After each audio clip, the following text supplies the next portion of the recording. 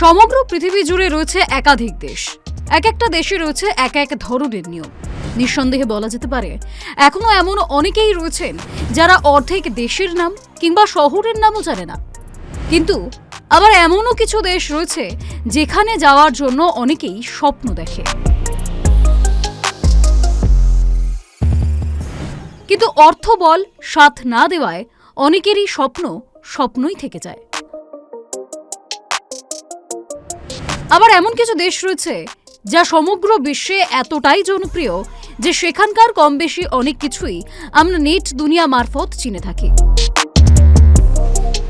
এই সূত্র ধরে বলা ভালো, মেক্সিকোতে এমন একটি উৎসবের প্রচলন রয়েছে যার কেন্দ্রে রয়েছে বিশেষ এক ধরনের সবজি। এই কথাটা শুনেই মনের মধ্যে কেমন একটা আগ্রহ জাগছে, তাই না? চলুন তাহলে আর দেরি না করে জেনে নেওয়া যাক মেক্সিকোর এই উৎসবের কথা।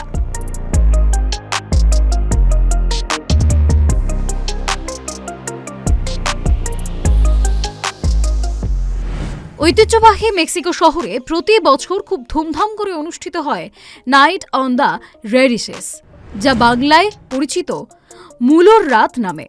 উৎসবের কেন্দ্রবিন্দুতে থাকে সাধারণ একটি সবজি মূলো।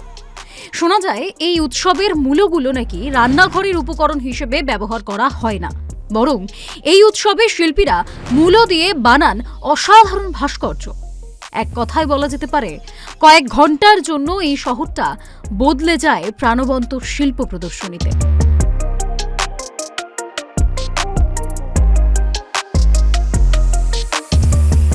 প্রতি বছর 23শে ডিসেম্বর অনুষ্ঠিত হয় নাইট অন দ্য রেডিশেস। ক্রিসমাসের ঠিক দুদিন আগে এই উৎসবটি উদযাপনের মাধ্যমে বড়দিনের আমেজ শুরু হয়।